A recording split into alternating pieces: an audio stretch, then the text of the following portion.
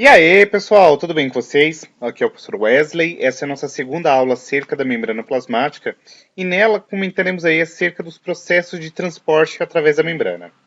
Em nossa última aula, eu havia descrito aí com vocês algumas características acerca da estrutura e funcionalidades aí da membrana plasmática.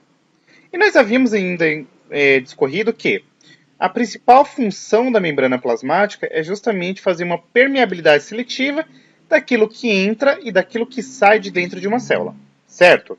E mediante a isso, é importante que nós entendamos agora como que é feito esse fluxo de coisas que entram e que saem de dentro de uma célula. E mediante a isso, a gente já precisa fazer algumas inferências de como que se dá esse processo. Tranquilinho? Então vamos lá.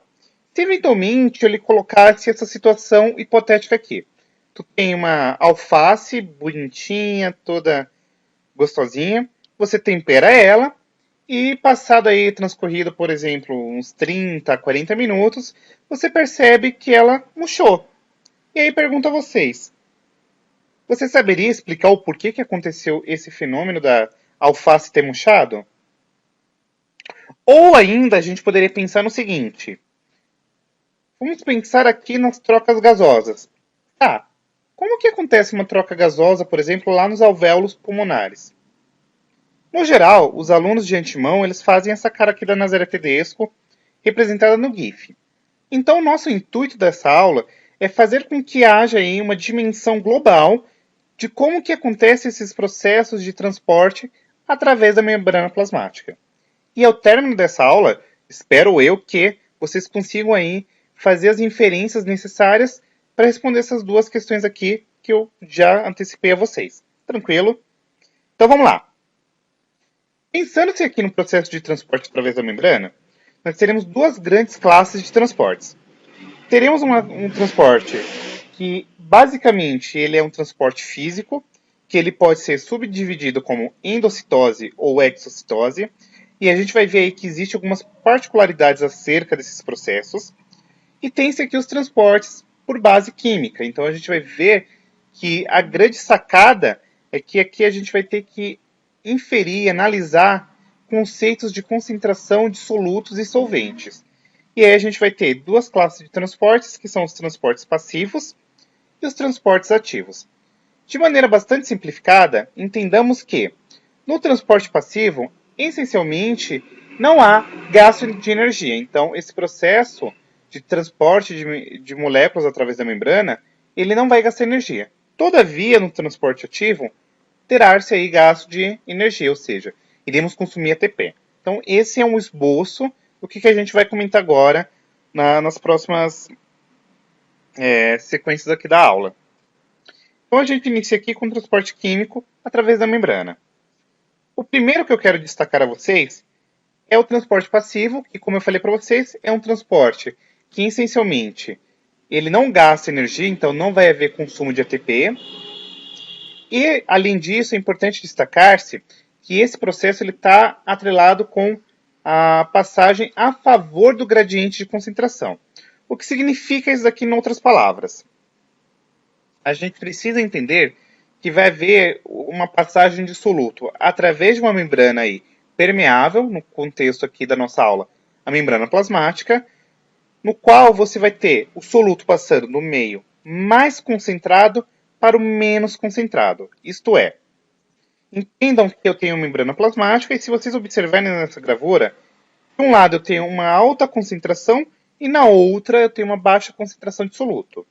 E nesse sentido, a gente fala que o lado que está mais concentrado é denominado como meio hipertônico. E o meio que está menos concentrado denomina-se aqui como meio hipotônico. E nesse sentido, a gente vai ter a passagem do soluto, do meio hipertônico, para o meio hipotônico. Ou seja, ele vai passar do lado mais concentrado para o menos concentrado. Beleza? E esse processo aqui é classicamente denominado como difusão simples. E que para que aconteça a difusão simples, o que é importante que vocês tenham aí logo de cara? A membrana de antemão ela tem que ser permeável aí ao soluto. E além disso, é necessário que haja uma diferença de concentração de soluto dentro e fora da célula. Então, havendo-se essa diferença de concentração, é possível que aconteça aqui a passagem aqui mediante difusão simples. E entendam ainda que tem um conceito físico atrelado a esse processo, que é a pressão de difusão, que essencialmente seria basicamente o quê? Uma tendência que partículas, seja ela moléculas ou íons, têm de fazer difusão, ou seja, passar do lado mais concentrado para o menos concentrado, certo? E nesse sentido, a gente pode fazer umas inferências aqui acerca com a questão da energia cinética de uma partícula, tá? Então percebam que quanto maior for a energia cinética dessa partícula, maior vai ser a sua pressão de difusão. Tranquilo? Então, já respondendo aqui a vocês a questão lá dos alvéolos e das trocas pulmonares, entendam que a hematose, por exemplo, é um processo que essencialmente acontece em função de difusão simples. Como assim, Pro? A gente vai perceber que no capilar sanguíneo e no alvéolo haverá uma concentração diferente de gases. Então vamos imaginar num contexto no qual você tem aqui um alvéolo com uma alta concentração de gás oxigênio e o capilar sanguíneo com uma alta concentração de dióxido de carbono. Então, o que acontece? A tendência natural para que haja um equilíbrio entre os meios é que o dióxido de carbono, por exemplo, que está extremamente concentrado dentro do capilar sanguíneo, difunda-se para o alvéolo e, consequentemente, a gente faça aí a eliminação desse gás e o gás oxigênio que está extremamente concentrado no alvéolo pulmonar, ele difunda-se do alvéolo para o capilar sanguíneo, certo? Então a grande sacada que eu quero que vocês entendam é que o soluto ele vai passar diretamente através dessas membranas a favor do gradiente de concentração. Então, pensem que a sacada é que tem que obrigatoriamente haver uma diferença de concentração entre os meios. E, consequentemente, esse processo de passagem do soluto, ele está a favor do gradiente de concentração, tá bom? Já a difusão facilitada, que é um outro processo, basicamente ele está atrelado aqui com a passagem também de um soluto, só que, diferentemente da difusão simples, a gente precisa de uma proteína que vai facilitar, vai intermediar esse processo. E a maioria dessas proteínas elas são extremamente específicas aí para alguma substância ou alguma molécula aí em especial. E em essência, quando a gente pensa aí nessas proteínas que facilitam o rolê, nós denominamos como permeases e elas facilitam a entrada e a saída aí desse soluto.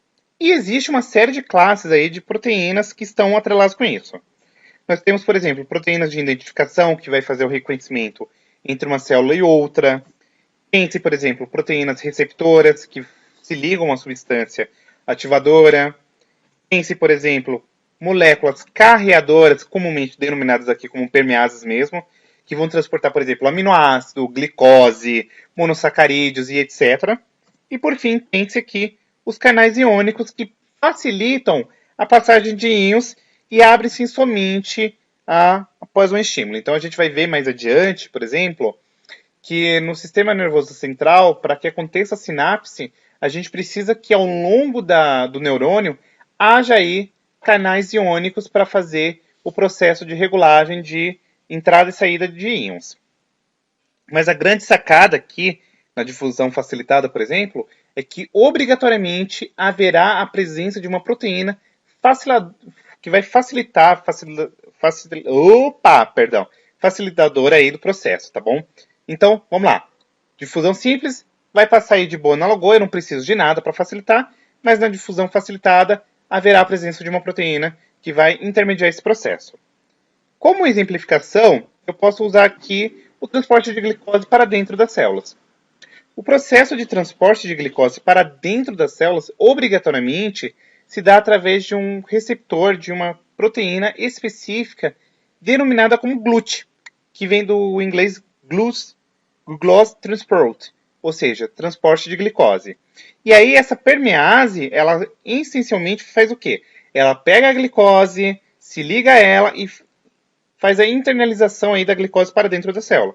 Em decorrência dessa internalização da glicose, por exemplo, dentro de uma célula, vai haver uma série de várias sinalizações aí que podem envolver, por exemplo, respiração celular, pode haver, por exemplo, uma sinalização para que haja estimulação de insulina para fazer captação de glicose, por aí vai, tá bom? E ainda sobre os glúteos, por descargo de consciência, enfatizo que existe uma porrada de vários glúteos aí, de vários transportadores, mas os mais recorrentes e que eventualmente pode acontecer de aparecer no exame vestibular são esses 5 aqui. O glúteo 1, que é presente, por exemplo, em eritrócitos e lá na barreira hematoencefálica, que é justamente uma porção que protege o sistema nervoso central. Tem-se aqui o glúteo 2 presente em fígados e rins, por exemplo, e transporta a glicose para dentro e para fora da célula. Tem-se o glúteo 3, que ele é específico de células do sistema nervoso, como por exemplo os neurônios. O glúteo 4, que ele é extremamente recorrente na musculatura esquelética e no tecido adiposo. E tem-se aqui o glúteo 5, que é presente, por exemplo, na mucosa do intestino delgado e nos testículos, tá? Sendo que um adendo essencial aqui no glúteo 5 é que ele também transporta a frutose. A grande sacada que eu quero que vocês entendam é que, professor, mas espera aí, o glúteo 5, por que ele transporta a frutose, por exemplo, e não a glicose? Beleza, se vocês se lembrarem lá das aulas de bioquímica básica, eu comentei que tanto a galactose, quanto a frutose, quanto a glicose são isômeros. Então, consequentemente, essas moléculas aqui, essas proteínas, elas conseguem fazer uma alteração na conformação estrutural delas para fazer esse transporte, tá bom? Aqui eu queria destacar ainda um comparativo cinético acerca da difusão simples e da difusão facilitada. E aí, vocês dando uma olhadinha nesse gráfico, vocês devem estar falando, tá, professor, o que bolhufas esse rolê aí está nos dizendo? Seguinte, percebam que a taxa de difusão, em função da concentração de substância, acabam se diferindo. Por quê? A concentração da substância ela está atrelada diretamente com a taxa de difusão, por exemplo, numa difusão simples. Quanto mais concentrado for, maior vai ser a difusão simples. Em contrapartida, quando a gente pensa aqui numa difusão facilitada, que é aquele tipo de transporte que obrigatoriamente precisa, por exemplo, de uma proteína transportadora, uma permease, por exemplo, o caso aí da glute, se eventualmente eu hipersaturar esse rolê, eu vou ter uma alta concentração de soluto, mas essas proteínas carreadoras elas vão estar saturadas. Elas vão estar aí complexadas ao soluto, e aí a gente vai chegar num momento ali que ela vai se estabilizar e não adianta você hipersaturar o rolê, que ela vai chegar num ponto máximo, tá? Então percebam que, pensando assim, acerca do aspecto aí cinético, tem-se uma diferença muito grande entre difusão facilitada e difusão simples, tá? Além disso, nós temos um terceiro processo aqui de transporte passivo, denominado como osmose. E entendo a osmose como um processo agora que, diferentemente da difusão simples e da difusão facilitada, não está atrelada com processo de passagem de soluto, mas sim de solvente. E esse solvente ele passa através da membrana de uma região agora hipertônica, ou seja, menos concentrada, para uma outra região que vai ser mais concentrada, denominada como região hipertônica, tá? E aí, os exemplos mais clássicos no exame vestibular, por exemplo, eu sendo redundante aqui. Mas o que acontece? O que é mais recorrente no exame vestibular é, por exemplo, a gente pensar no contexto de hemácias e células vegetais, aí como que se dá o transporte de água através dela, tá? A grande sacada é que aqui a gente vai ter o meio hipotônico, o meio hipertônico. E o solvente, ele vai passar do meio menos concentrado para o mais concentrado. Guardem isso, tá? E aí, por descargo de consciência, eu enfatizo que existe uma coisa aqui importante a ser pontuada ainda. Ó. Nós temos aqui que o meio hipertônico é o mais concentrado, o meio hipotônico é o menos concentrado e o meio isotônico vai ter uma concentração fora e dentro da célula, por exemplo, relativamente iguais.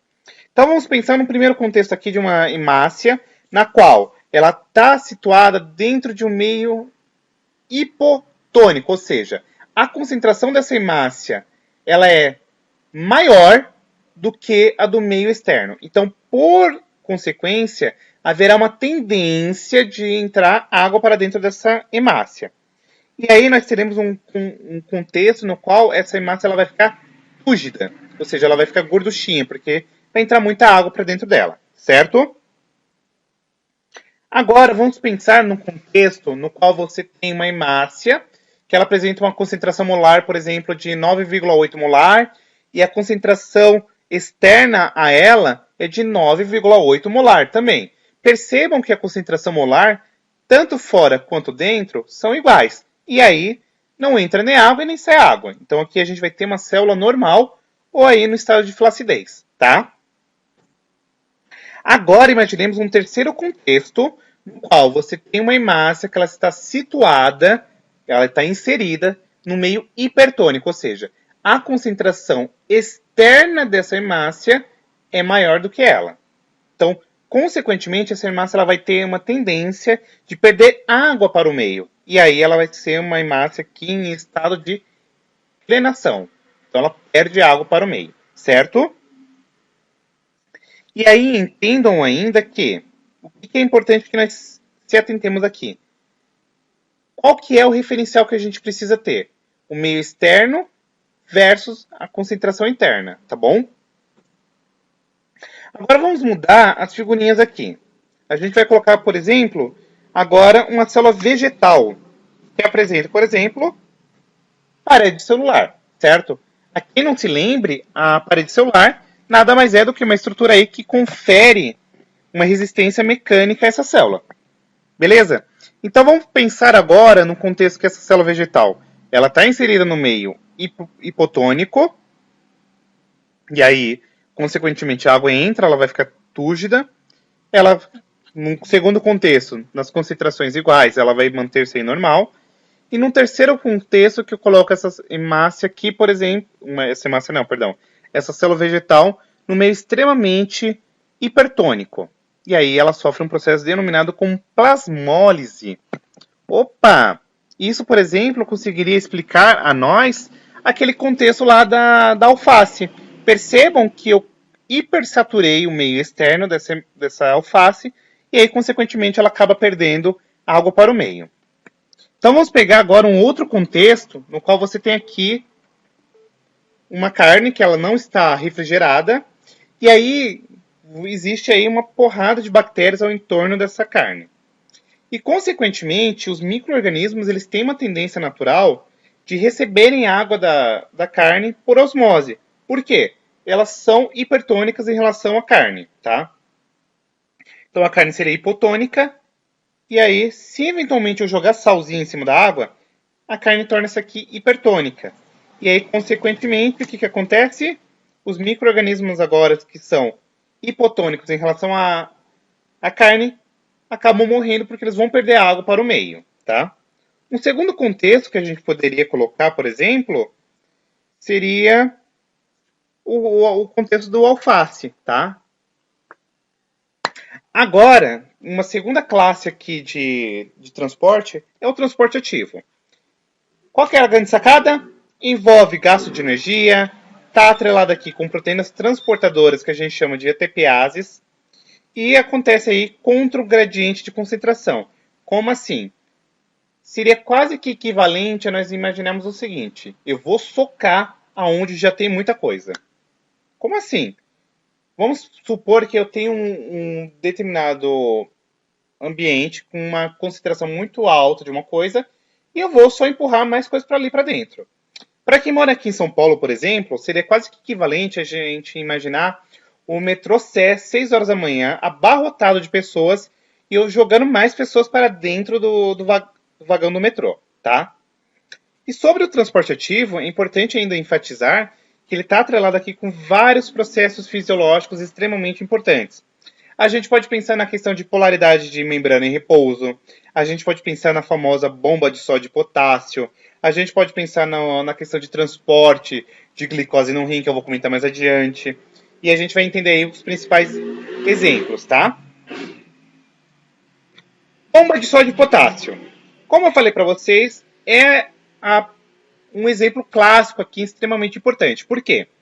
Bomba de sódio e potássio está atrelado aqui com o transporte de sódio e potássio em células do sistema nervoso e, consequentemente, atrelados diretamente com a propagação do impulso nervoso, ou seja, com a sinapse elétrica lá nos neurônios, tá? E além disso, percebam de antemão nessa gravura que, em decorrência dessa diferença de potencial, a gente vai ter uma polarização de membrana. Mas vai ficar mais claro para vocês no próximo slide. Ó, se liga.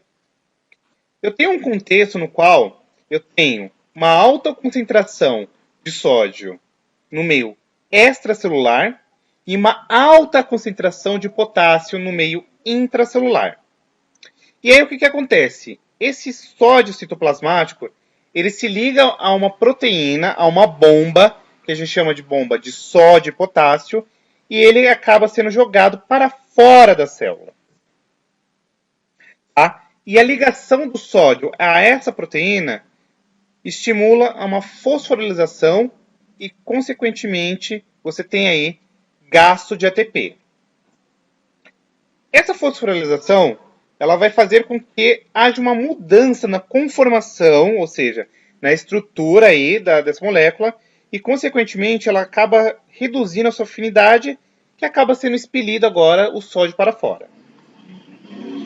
Em contrapartida, como eu falei para vocês anteriormente, a concentração citoplasmática de potássio já é muito alta, mas eu acabo socando mais potássio para dentro da célula, tá? E novamente tem-se aí gasto energético nesse processo, tá? A perda de fosfato restaura aí a forma original da proteína, que possui menor afinidade com o potássio. E aí você tem a liberação do potássio para o meio aqui intracelular. Qual que é a grande sacada que eu quero que vocês se atentem aqui na bomba de sódio e potássio? Primeiro, como que acontece ela? 3 sódios são enviados para fora da célula e 2 sódios são enviados para dentro da célula. E além disso, eles são transportados contra o gradiente de concentração. Então, consequentemente, há gasto de energia, porque eu estou jogando esses íons para regiões já hipertônicas, hipersaturadas, tá? E o interior da célula, consequentemente, torna-se negativo devido a um déficit entre cargas positivas no interior da carga da célula. E aí o que acontece? Um rolê interessante com isso, já vou fazer algumas inferências no próximo slide, é que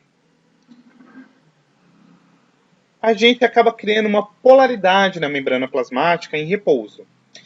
Não sei se vocês se lembram, mas em outros carnavais, na aula passada inclusive, eu comentei que a membrana plasmática ela funciona como um capacitor, pensando aqui já no contexto de células neuronais. E isso decorre da ausência de uma concentração de cargas intra e extracelular iguais. Tá? Então, esse déficit acaba criando uma carga interna negativa e externa positiva. Outro rolê interessante que eu queria já fazer menção em especial é sobre o potássio. O potássio está atrelado diretamente com respiração celular e com síntese proteica. Como assim, Pro? Existem alguns relatos na literatura científica, por exemplo, que o potássio ele é extremamente requerido por plantas para fazer a síntese proteica. Então, quando ele entra nas células vegetais, por exemplo, ele acaba sofrendo um processo de hidrolisação, e essa hidrolisação, ou seja, essa presença de água e quebra aí da molécula e etc., acaba gerando alterações de conformação de enzimas e, consequentemente, isso acaba sendo atrelado diretamente aqui com síntese proteica e respiração celular em vegetais, por exemplo, tá?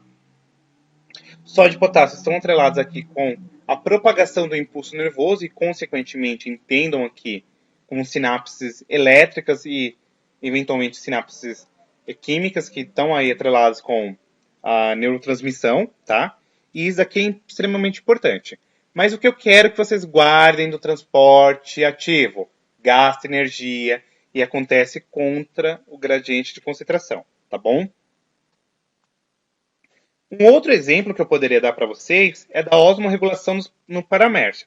Mas espera aí, professor, você está falando de osmose e o que tem a ver, por exemplo, com transporte ativo? Opa, passei rapidinho. Percebam que protozoários, por exemplo, de água doce, como o caso do paramércio, ele precisa fazer contração de água, eliminar a água a todo momento. E aí, esse processo de eliminação de água acontece em decorrência de transporte ativo. O vacúolo contrátil em paramécio, ele funciona em função aí de transporte ativo para eliminar o excesso d'água, tá bom? Por fim, mas não menos importante, os transportes físicos através da membrana podem ser denominados como transporte em massa ou em bloco. Nós temos aqui a endocitose, que em essência é o que é? É um englobamento de partículas sólidas e micro-organismos aqui para o meio intracelular.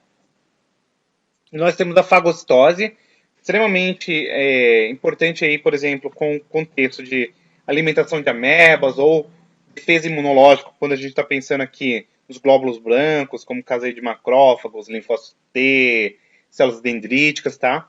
Em essência, a fagocitose é o englobamento de partículas sólidas através de expansões da membrana citoplasmática que a gente chama de pseudopodos, tá? E aí você faz o englobamento da partícula e joga para dentro. A pinocitose, em contrapartida, é um englobamento de partículas líquidas, também aqui formando aí uma estrutura chamada como pinossosomo. Um outro rolê interessante é que quando a gente fala de pinocitose em especial, a gente pode pensar num outro contexto denominado como endocitose mediada por receptor. Como assim, Pro? Na membrana plasmática, como eu falei para vocês na aula anterior, existem várias proteínas que funcionam como receptores para moléculas, certo?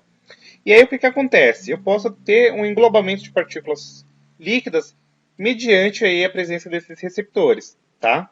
É um exemplo especial aqui de pinocitose. E aí, não menos especial, quero que vocês entendam que esse transporte se dá do meio menos concentrado para o mais concentrado. E nós temos a exocitose, que basicamente visa a eliminação de partículas aí através de bolsas citoplasmáticas, tá? E entendam que a gente tem dois tipos de exocitose. Nós temos aqui secreções, que visam basicamente eliminar substâncias que acabam sendo úteis ao organismo, como por exemplo, enzimas digestivas ou hormônios que precisam ser usados internamente, ou alguma secreção externa, como por exemplo sebo, lágrima, suor e por aí vai. Mas nós temos ainda um segundo contexto, que é a plasmocitose, que em essência o que é? É você eliminar aquilo que não é útil ao organismo, ou seja, são resíduos, restos metabólicos, tá? Como por exemplo ácido úrico, ureia, amônia e etc. Um detalhe interessante que eu queria destacar para vocês é que, por descargo de consciência, ainda é interessante pontuar que, quando a gente pensa em endocitose, eu falei para vocês que a gente tem o quê? Um processo de formação de uma vesícula ali na membrana plasmática que vai internalizar a substância para dentro da célula, certo? Olha que doido. Quando acontece endocitose, eu tenho perda de um pedaço da membrana plasmática, porque eu preciso englobar isso aí para dentro, mas em contrapartida, quando eu tenho exocitose, por exemplo, eu tenho uma formação de uma vesícula exocítica, e essa vesícula exocítica, quando ela elimina o rolê para fora, ela acaba se fundindo na membrana plasmática. Beleza? E a nossa aula de transporte através de membrana era isso. Espero que vocês tenham curtido. Eu tentei deixar os slides aqui bem bonitinhos e com as informações diretas e retas. Se você eventualmente não for inscrito no canal, se inscreva. Se você puder dar um like, compartilhar, comentar, eu vou ficar extremamente feliz, tá bom? Um forte abraço, um super beijo e até a próxima.